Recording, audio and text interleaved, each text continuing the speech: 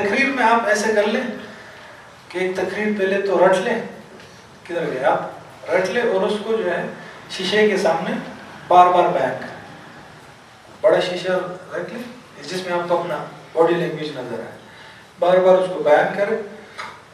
اور دوسری بات، لائیو ویڈیوز نہیں، اس سے آپ کی کانفیڈنس بہت بڑھے، اس میں آپ بنایا کریں، اپنی ویڈیو بنا لیں پھر اس کو خود دیکھیں کہ کہاں کہاں آپ غلطی کر رہے ہیں، یا اپنی آواز کو ریکارڈ کریں اور بس بولتے جائیں، لوگوں کو سناتے جائیں، یہ نخرے نہ کریں۔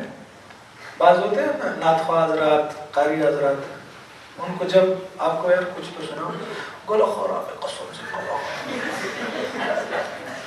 پورے زندگی اس کے گلا ٹھیک رہتے ہیں، ان سے جب آپ فرمائش کرو تو اسی وقت اس کا گلا خراب۔ یہ نخرے مخرے چھوڑ، آپ فوراً جو آپ سے کہے یار کچھ سنا دے فوراً سنائیں، جو اپنی تقریر ہے وہ جاڑ دیں۔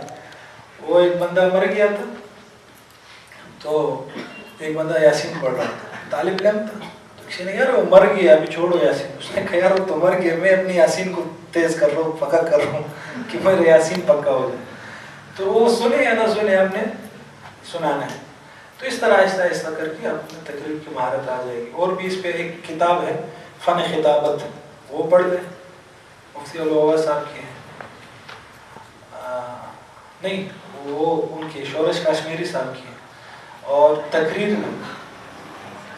تقریر کیسے سیکھیں، نہیں وہ تو تحریر ہے، مفتی خطابت نام ہے اس کو، میں مفتی علوہ صاحب کا یاد نہیں آ رہا ہے،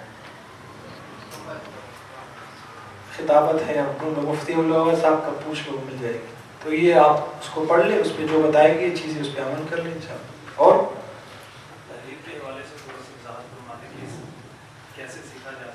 تحریر پہ ہم نے ایک کورس کروایا ہے پچھلے سال، تو جنہوں نے کیا ہے ان سے آپ کر لیں، صحیح۔ اور ایک کتاب ہے تحریر کیسے سیکھے، وہ پڑھ لیں، کافی تشفی ہو جائے گی۔